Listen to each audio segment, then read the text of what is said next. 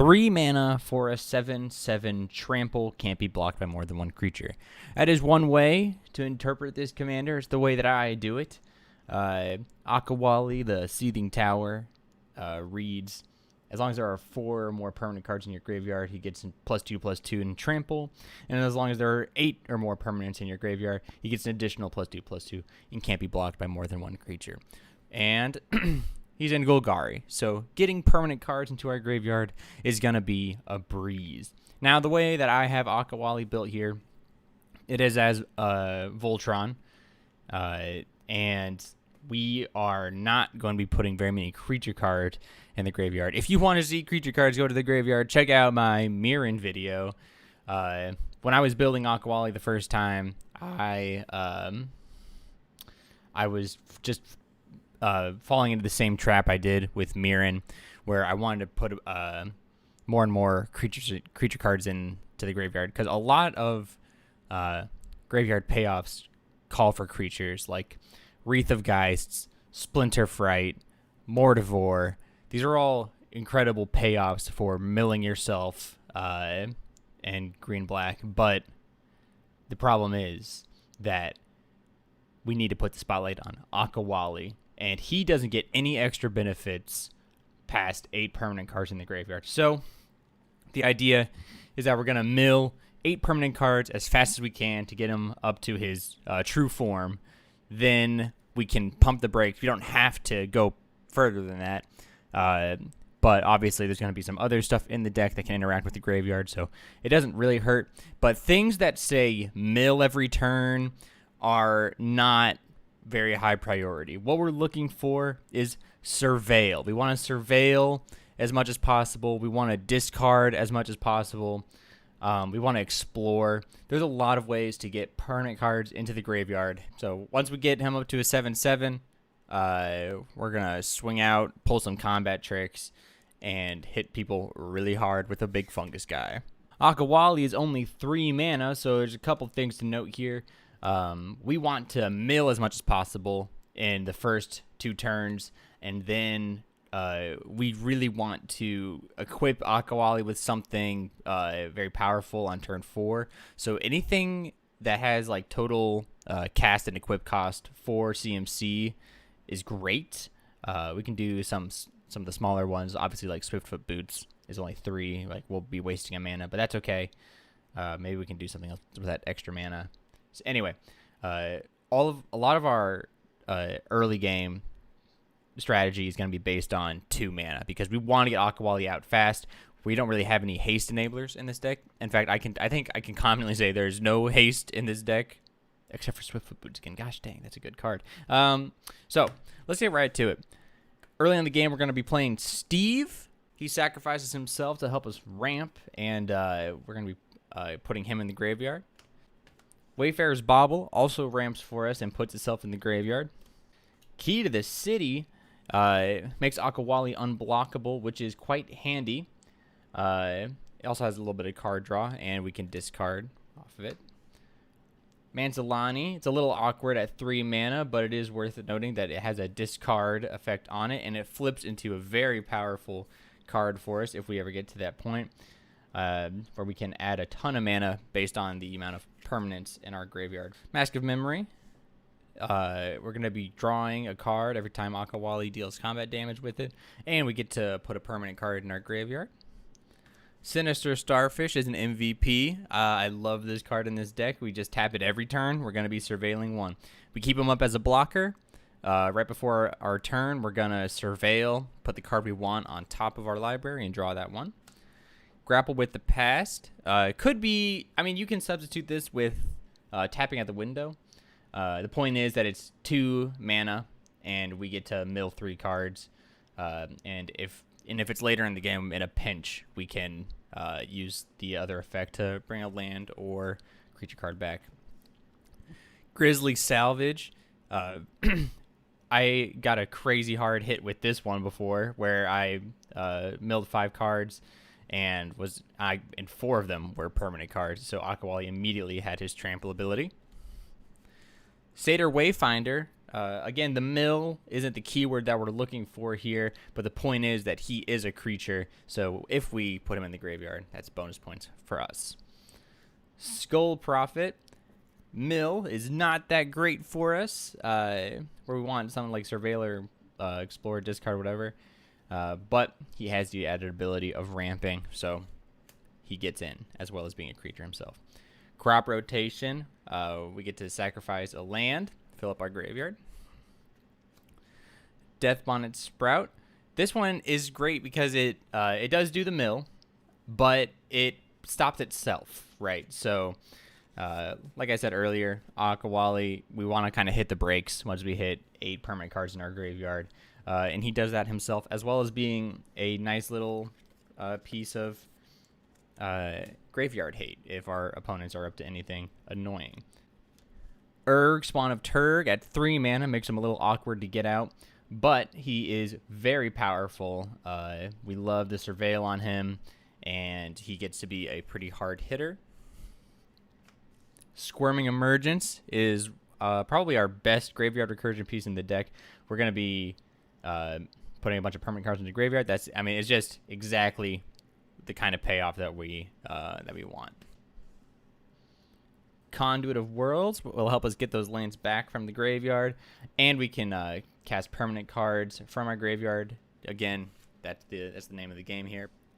Souls of the Lost is S tier. When we cast it, we get to sacrifice or discard a card, which helps fill up our graveyard, of course. And his power and toughness is equal to the number of permanent cards in the graveyard. So, fantastic card, absolutely. Disciple of Bolas. When he enters, we're going to sacrifice a creature. We'll gain X life and draw X cards, where X is that creature's power. Incredibly powerful. I mean, Akawalli is going to be really big for very cheap. But we have some other guys like Souls of the Lost. They'd be a good target for that. I threw Lord of Extinction in here because it's hard not to. We're gonna be putting permanent cards in our graveyard. I mean, 5 mana, and what other people are playing cards too. It is so easy to play this thing on turn 5, and it's instantly like a 10-10, right? And it's only gonna get more scary from there. Not just that, but he's a great target for some of our power payoffs like Disciple of Bolas, and we have a couple other cards in the deck as well. Doom Whisperer is an absolute S tier, 5-star. Love this card. You can pay 2 life and Surveil too. Did somebody Bajuka bog you? Do you have no cards in your graveyard? Well, just pay the life and get them all back. You can just pay 2 life as many times as you desire and put those cards right back in your graveyard. Not just that, but Doom Whisperer can work as like a tutor because you're like, what I really need is a board wipe or a removal spell. Well, you could just, before your turn begins, you can just pay life and just keep surveilling until you see the card you need, and then put that bad boy on top. Grim Flayer, love this card. On turn 3, we get to swing with him and potentially Surveil 3. Very easy to do. I think I've done it every single time I have Grim Flayer in my opening hand. He also gets +2/+2 once we get some cards in our graveyard. And he has Trample, which makes him a really good backup target for all of our other Voltron strategies. Scion of Halaster is an amazing card in this deck because we can play it on turn 2 and then get Akawalli out, and already we're off to the races. So basically, we're going to be looking at the top 2 cards of our library every time we draw a card each turn, which is interesting to note because you could do it on other people's turns. But we're going to pick the better card, put a permanent card into our graveyard, most likely, and it's just great card selection every turn. Glowcap Lantern is a really neat equipment that'll let us look at the top card of our library, and also we'll be exploring every time Akawalli attacks with it, giving him +1 counters and filling up our graveyard. And I have Grim Captain's Locker, which is 4 mana to Surveil 1 every turn, basically, and we can escape creatures from our graveyard. Quite handy. I also have lands in here. Very important that you get some lands that'll put themselves into the graveyard. Ash Barrens cycles itself into the graveyard. Evolving Wild sacrifices itself into the graveyard. Terramorphic Expanse sacrifices itself into the graveyard. Myriad Landscape. It sacrifices itself on turn 3, but maybe on turn 4 or 5 if we are really desperate for permanents in the graveyard. That one works. Promising Vein sacrifices itself and goes look for a basic. And Hidden Nursery. I have cave support in this deck, by the way. Promising Vein. It's not the only cave here. We got Hidden Nursery and Hidden Necropolis, which technically sacrifice themselves. And Volatile Vault, which also technically sacrifices itself. It replaces itself with a treasure token. I do run a few cave cards in this deck. It's more of a theme thing. I'm not going to recommend anybody runs caves, at least not yet. Maybe I can make a video on that at a different time.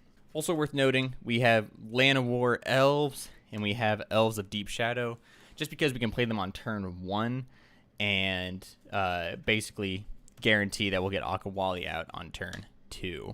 So getting him out on turn 2 obviously is a pretty big deal. Let's talk about the Voltron strategy. So Akawalli is either a 5/5 with Trample at this point, or he's a 7/7 and is even more evasive, can't be blocked by more than one creature.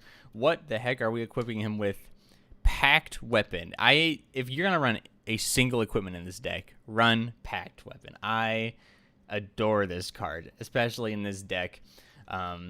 We on turn 4, or with 4 mana. So right after we cast Akawalli, we're going to be casting this, which gives us card advantage. We can't lose the game for having 0 or less life, which is hilarious. And it'll be pumping up Akawalli, and to equip it, we get to discard a card, which is a plus side for us, of course.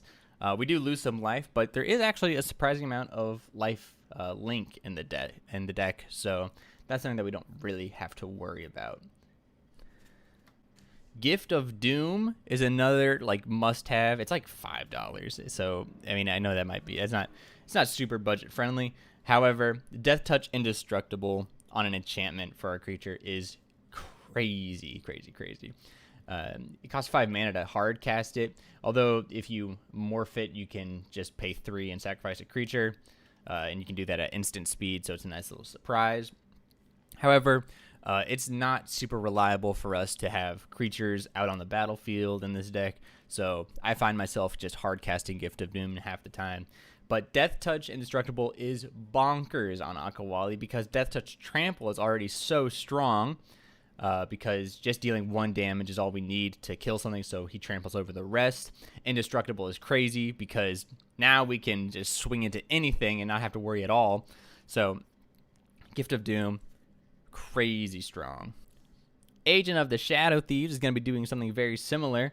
Commander creatures, when we attack the opponent that is tied for or has the most life, we'll put a +1 counter on him. And Death Touch Indestructible, again, Death Touch Indestructible is very powerful, and being able to cast this on turn 2 is very, very good as well.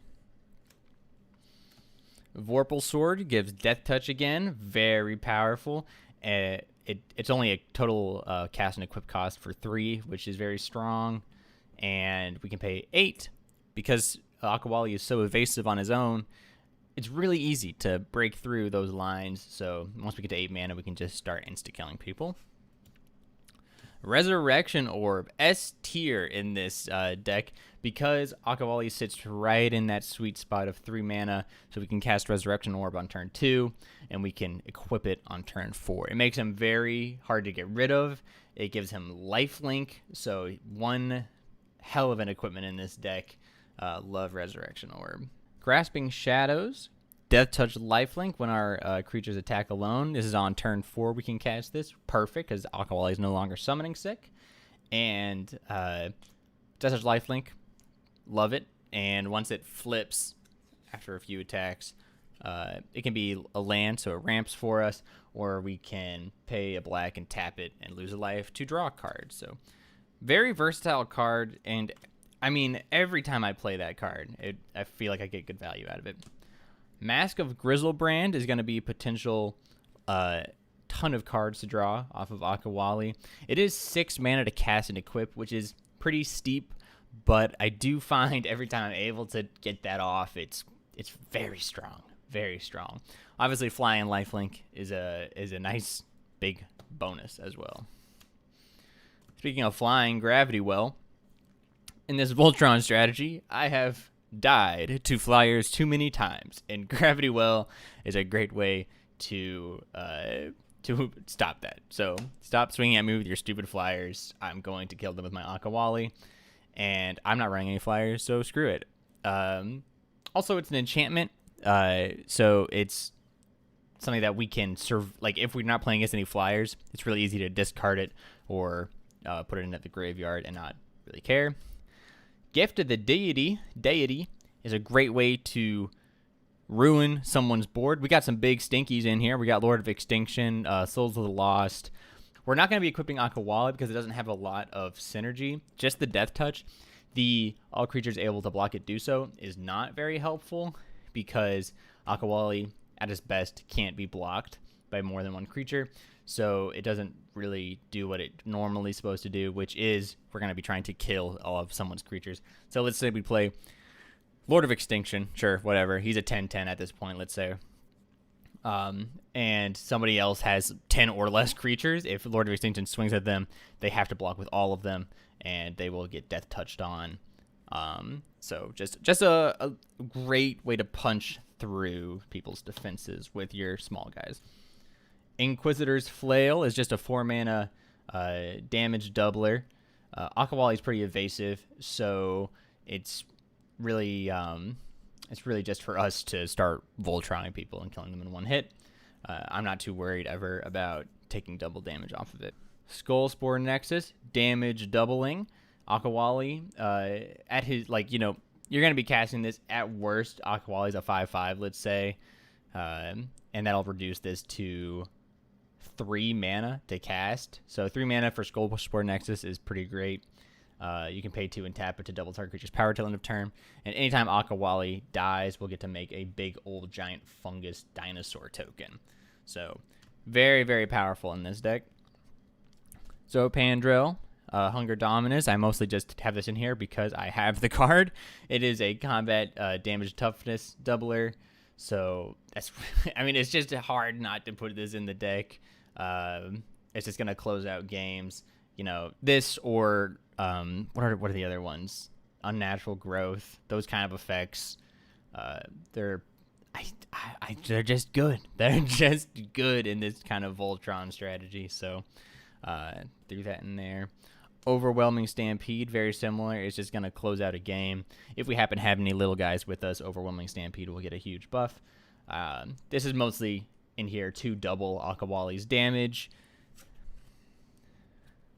Fire Shrieker, double strike. It's Voltron. This should be no surprise to anybody. Gavel of the Righteous. Hopefully we can cast this bad boy on turn 2. And we can give Akawalli double strike and some big +1/+1s. If we get this later in the game, it's not very helpful, but I do like the risk reward of running it. Blackboard Reforged also should surprise nobody, make Akawalli huge. Tanuki Transplanter. We can cast this bad boy on turn 4, and on turn 5 we can dump our whole hand because we're going to be adding an amount of mana equal to Akawalli's power when we equip him. Very powerful. And in the same vein, we have Bear Umbra, which gives totem armor, which is fantastic. And also, we'll be untapping all of our lands. So any instant interaction we have, we can absolutely hold up with and dump our... First main, we can dump our permanent. Second main, we can hold up all of our instants. Tarian Soul Cleaver is a unit. I'm running this in so many decks right now, it feels like. Equipped creature has Vigilance, which is very... very good in a Voltron deck because our defenses won't be down all the time. And anytime an artifact or creature is put into a graveyard from the battlefield, put a +1 counter on a quick creature.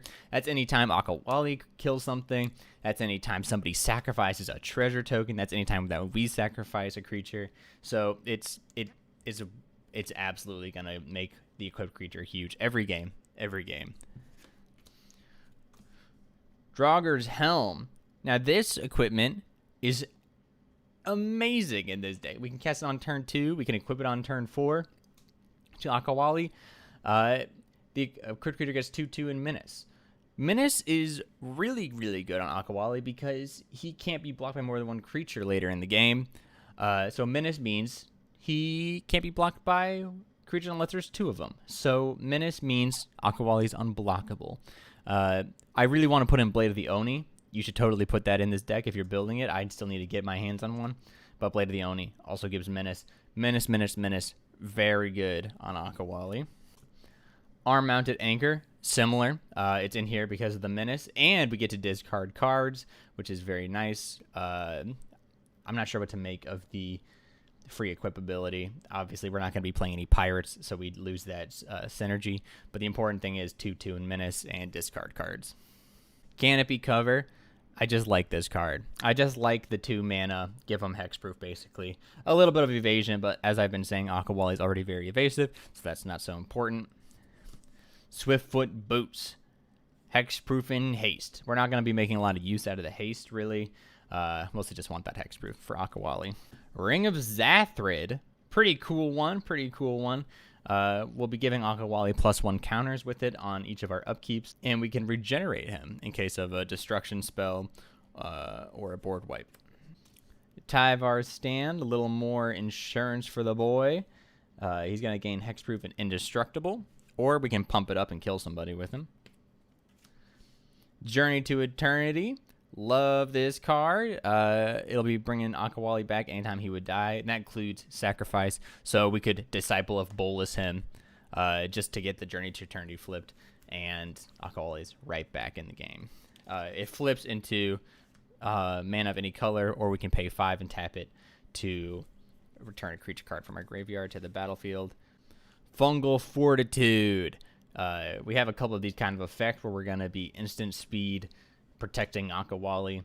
It's a little combat trick, of course. We can +2 it and maybe get a sneaky kill with it. Most importantly, we're going to be returning it to the battlefield when Akawalli dies.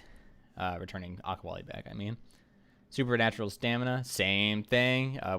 When the creature dies, return to the battlefield under its control.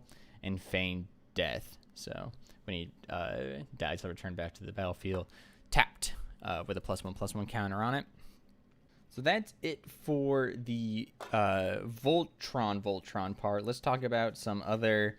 I don't really know how to categorize some of these. They're just good in the deck. Oh, I take that back. Tainted Strike is a Voltron Voltron strategy.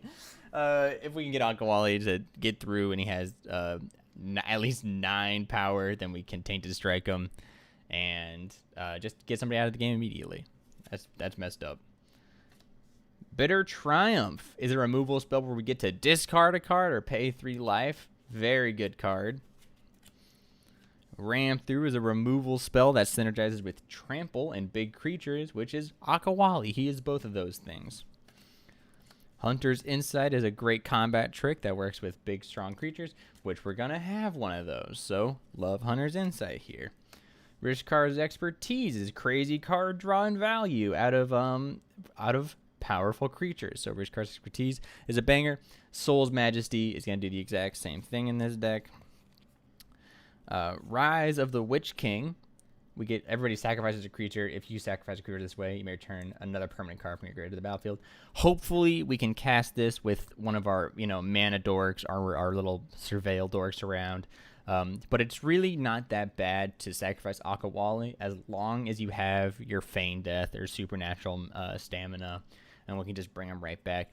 But we're going to be putting a lot of permanent cards in our graveyard, so Rise of the Witch King is very good here because there's some strong permanents that we're putting away.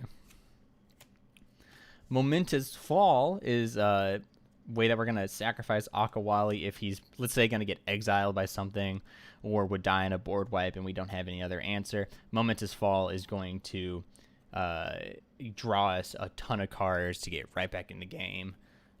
It's also great if we have, Lord of Extinction out. It's hard to it's hard to not do that combo. And Village Rites. Sacrifice a creature, draw 2 cards.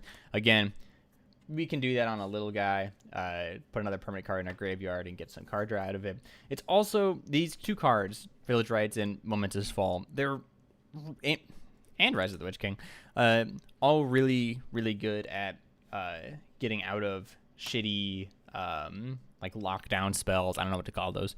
Not Rishkar's. What is it? Kenrith's Transformation, Darksteel Mutation, Imprisoned in the Moon. any of those that would just absolutely hose us, because they're going to be putting Akawalli away basically permanently. Those sacrifice effects are going to be ways to get out of that. I just got a couple more cards to talk about, but they kind of fit in weird spaces. Sower of Discord. I just like this because we can hit somebody for, 12, 15 damage and punish somebody else for that too. In a pinch, you can you can use this to target yourself and somebody else. I don't think that's a great idea, unless you have lifelink, which, we did go over a lot of lifelink stuff. If you have lifelink, then you can totally do that and basically ward yourself away from getting attacked by a different player. Anyway, it's just a cool card. It's just a funny card. Hilarious to play in Commander, so it's in there. I put it in there. Terror Tide is a great little payoff for all the permanent cards in our graveyard. All creatures get -X/-X, where X is the number of permanent cards in our graveyard, which is going to be at least 8 because we need to descend 8. Ideally, we can Akawalli can survive the Terror Tide, but probably not. Do you know who does survive the Terror Tide? Lord of Extinction. You can board wipe if Lord of Extinction's out. He's gonna be okay. He's gonna be around still, because we're gonna be putting not just permanent cards into our graveyard, so he's always gonna have a greater power than that, which is pretty cool. So Terror Tide is pretty sweet. You're better off running, something like a Toxic Deluge or something. But this is just what I had around, and there's some decent synergy there.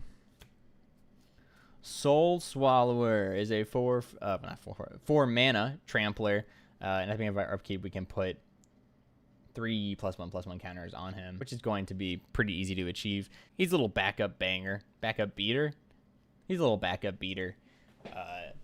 He's gonna be doing some major damage if he sticks around. So just having Akawalli or Soul Swallower out does the trick. Let's say, if Akawalli's been removed 3 times, at least we have Soul Swallower to fall back on.